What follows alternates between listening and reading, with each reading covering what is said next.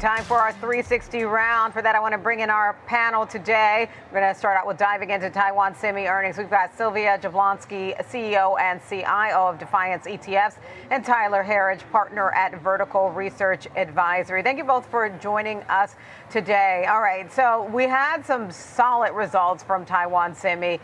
Profit up 60%. Revenue was strong. They held firm on guidance. Sylvia, I want to know your takeaways, especially so far when it seems like tariff is, while they're paying attention to tariffs, it hasn't impacted demand. Hi, Nicole. Great to be here today. Well, yeah, I mean, that was a great earnings call, right? 60% increase in profits. Their outlook looks pretty good. Everything that we're hearing and seeing sounds very promising for the future of AI, their future demand, and, just the investability case here. The outlier is tariffs, of course. I think they have, a chance to negate some of that with their intentions of building plants here in the U.S., what they're doing with Arizona and such. But that's the risk to this stock, really, right? If anything like that 100% comes back into play, any kind of restriction, that will start to play out in future earnings calls. I don't think that was super relevant for this one just yet. And then, Tyler, your thoughts on that, because you flag concerns that tariffs could certainly slow innovation in this sector. Is that still a concern for you? Absolutely, and especially for other sectors as well. The one benefit that the semis and tech, and really the AI theme as a whole here, the advantage for them is that, yes, this likely will increase prices, but it makes investment in AI and our critical technological infrastructure that much more important here. So yes, prices might go up in the short term due to tariffs, but the reality is it'll actually increase the need here for AI to offset some of those expenses. And then, Sylvia, you just mentioned earlier about AI being an investable theme. Do you still see it as an investable theme? If so, how, and what supports that view?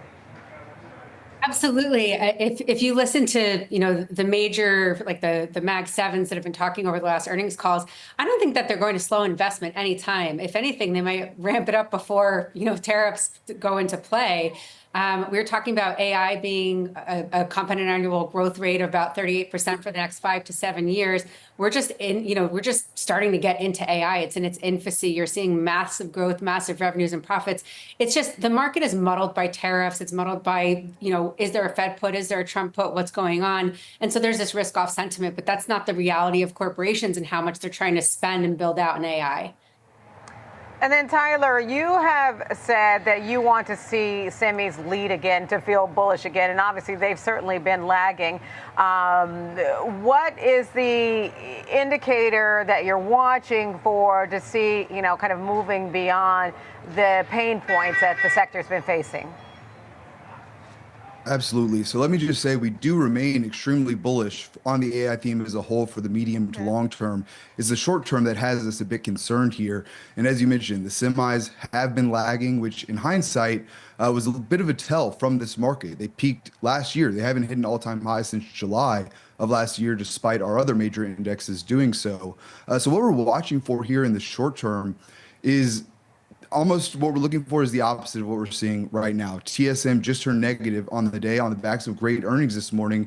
We saw a similar scenario with ASML yesterday, which put out really good earnings as well, but the market absolutely crushed it, down 7% on the day yesterday. So that is the market reacting to good news in a negative way. So the script has flipped here, and we'd like to see it get back to the point where the semis are actually going up when we see bad news. It's not the news that matters as much as it is the market or that stock's reaction to the news. So that's what we're watching for here. What we really want to see change is that reaction to news and get back to semiconductors in the leadership role. And then, Sylvia, I want to ask you about the exclusion that we got of chips and software. How do you interpret that? Do you see that as kind of a temporary situation, and how do you approach investing in that framework? Yeah, sure. So just to piggyback off of what Tyler said, I think that the market as a whole and investors there's always like the darling stock of the year, and semiconductors have been that darling for a couple of years, specifically NVIDIA.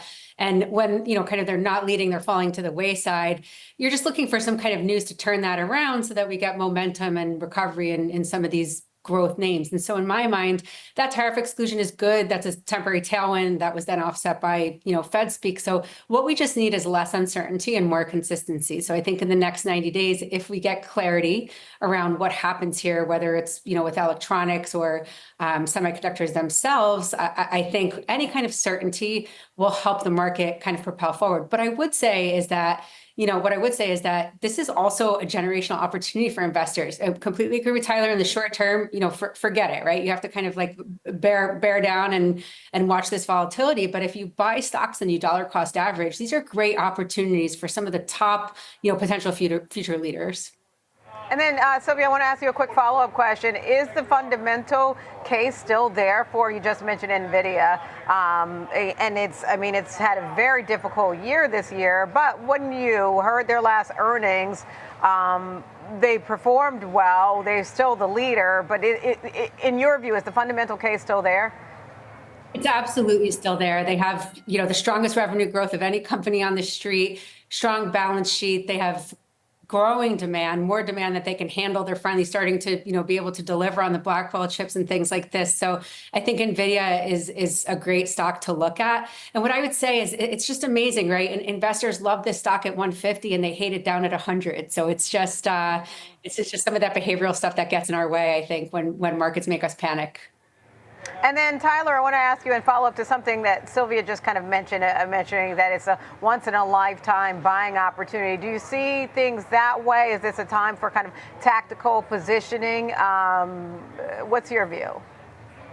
Absolutely. I 100% agree, Sylvia. That's a great point there as well. Because we do have our medium to longer term positions at the VRA here as well. And we are looking to dollar cost average into those right now as well. Even if the bottom isn't in yet, we think that longer term investors will be very happy with those purchases. And then, for our more tactical approach in the short term, we will be looking to take more short-term gains, more of a stock picker's market here. But I couldn't agree more on the long term. We're big believers in dollar cost averaging into your favorite positions. And Sylvia, I want to give the floor back to you. What other names or sectors do you like beyond, what you just mentioned? I don't want to misquote you. I know I asked you specifically about NVIDIA. Is that one that you like? Where in the semis do you like, or beyond that? Yeah. I do. I like NVIDIA. I also think Broadcom's a great name, right? They pay a nice dividend. They had a buyback, solid revenue growth. They're seeing increase in AI. They supply, the hyperscalers with their AI chips. I think that they have a great spot here. I've actually heard somebody refer to them as like the poor man's NVIDIA because of multiple, differences in the past. But I think that's a great stock. And then I think, it depends, right? If you're an institution, and we've been kind of delineating between short term and long term. Short term, maybe you want less Mag 7 if you have so much of it already, and you go X Mag, right? And I think for the longer term, or if you're a younger investor, look at these Mag 7 quantum stocks are on sale. There's so much to do here and put money to work with. All right, a great conversation. It's great to have both of you with us today. That's Sylvia Jablonski, CEO and CIO, Defense ETFs, and Tyler Herriage, partner of Vertical Research Advisory.